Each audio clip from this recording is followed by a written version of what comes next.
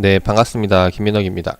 자, 이번 시간 비피도 종목 한번 이야기 드려보도록 하겠습니다. 자, 일단 비피도는 처음에 우리가 신규 상장 때부터 계속 이야기 드려왔던 종목이기도 한데, 이 종목은 상당히 좀 특징적인 움직임들이 많이 나왔었죠. 예를 들어서 처음 신규 상장 당시에 보통의 신규 상장주와는 좀 다른 움직임을 보여왔다라는 거. 지금 보시면은 이게 지금 노란 동그라미 친 이 장대 양봉이죠. 이게 지금 단 동시호가에 만들어낸 장대 양봉이라는 거죠. 지금 보면은 이게 한 27% 거의 30% 순식간에 끌어올리는 모습인데, 이게 지금 아마 분봉으로 1분봉으로 아마 안 나올 거라고 생각이 되는데, 너무 오래된 거라 분봉 같은 경우는 이게 안 나오더라고요. 과거 흐름이.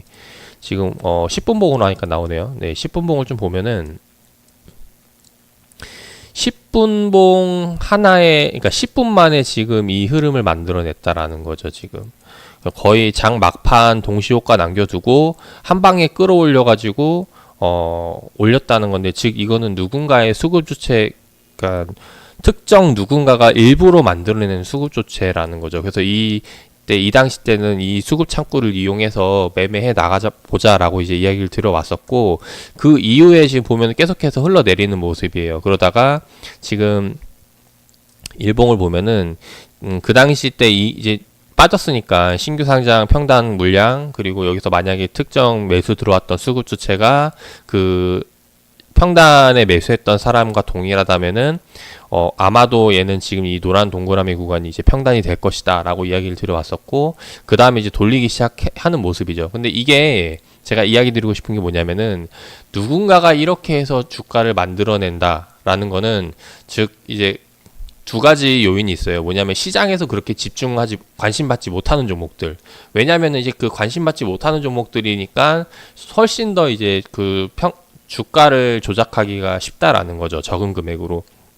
그래서 지금 비피도 같은 경우도 지금 보시면 거래량이 터지면서 올라가는 게 아니에요. 지금 누군가가 이건 일부러 이렇게 해서 만들어가는 것일 수가 있기 때문에 앞으로 향후 주가를 예측하기가 상당히 쉽진 않다라는 거죠. 그래서 이제 비피도 같은 경우는 이제 뭐 투자 의견을 드리진 않았었는데, 그 당시 때 이야기 드렸던 시점이 이 구간이었거든요. 여기서 다시 한 번 더 이제 돌릴 것이냐 말 것이냐, 여기에 대해서는 이야기 드리기가 쉽진 않고, 다만 여기서 이제 올라가려면은 이제 그만큼의 누군가가 이제 개입이 돼야 된다라는 거죠. 실제로 근데 지금 현재 비피도 같은 경우는 계속해서 올라오고 있는데, 이게 지금 매매하기에 상당히 까다로운 종목이라는 거죠. 왜냐면은 다른 종목 같은 건 뭐 그러니까 우리가 보통 주식을 할 때 네 가지 요점을 보거든요. 이 네 가지라는 게 수급 주체를 의미하는데, 자, 뭐 테마가 터져서 들어오는 수급 주체라던가, 아니면은 뭐 실적이 좋아서 들어오는 수급 주체, 아니면은 뭐 성장성, 아니면 이제 기술적 분석. 이게 여러 사람들이 많이 들어오면 그러니까 많이 알면 많이 알수록 그만큼 확률이 올라간다라는 거죠. 근데 비피도 같은 경우는 거기에 대해서 특정 누군가의 수급 주체를 찾기가 어려워요. 왜냐하면 시장에서 나온 비피도 관련 종목 이슈를 찾아봐도 그렇게 많이 최근 우리가 시장에서 관심받던 종목은 아니다라는 거죠. 이제 그러다 보니까 지금 계속해서 상승하다가 요번에 지난 금요일이었죠. 금요일 거래량 터지면서 한번 이제 슈팅이 나오고 나서 지난번 고점을 뚫고 다시 한번 더 이제 계속 올라오고 있는데, 사실 제가 이 비피도 같은 경우 처음에도 이야기 드렸지만은 이게 지금 건강식품 관련주잖아요. 지금 건강식품 관련주라고 해야 되나? 예. 근데 이게 그만큼의 진짜 성장성이 있어서 올라간다라고는 생각이 되지 않습니다.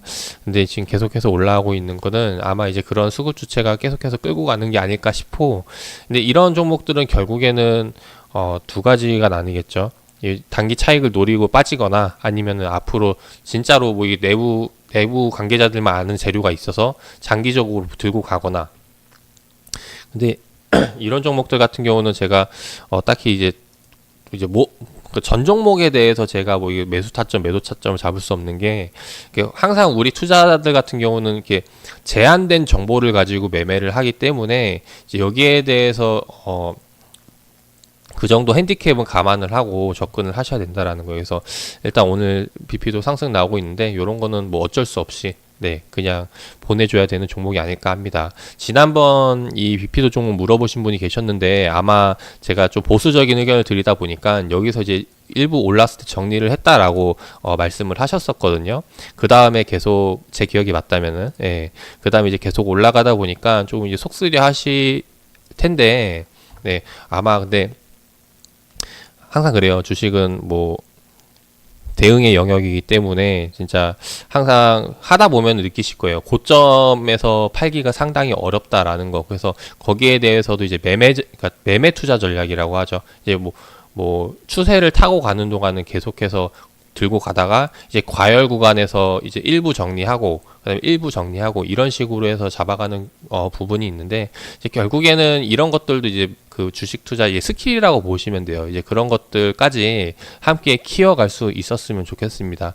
네, 아직은 제가 이 영상에서는 그냥 매도 타점만 잡아드리는데 이제 좀 구독자분들도 많이 생기고 하면은 이제 그 다음부터는 본격적으로 제가 갖고 있는 주식 투자 스킬에 대해서 좀 많이 영상을 올려드려 볼까 해요. 근데 이게 한 가지 좀 걱정되는 게 있는데 이 투자 스킬이라는 게 절대적인 건 없거든요. 이게 막 누군가 이제 용 빼는 기법 막 이런 것들을 바라시는 분들이 있는데 항상 이제 완벽한 건 없어요. 이제 가위바위보 같다라고 해야 되나?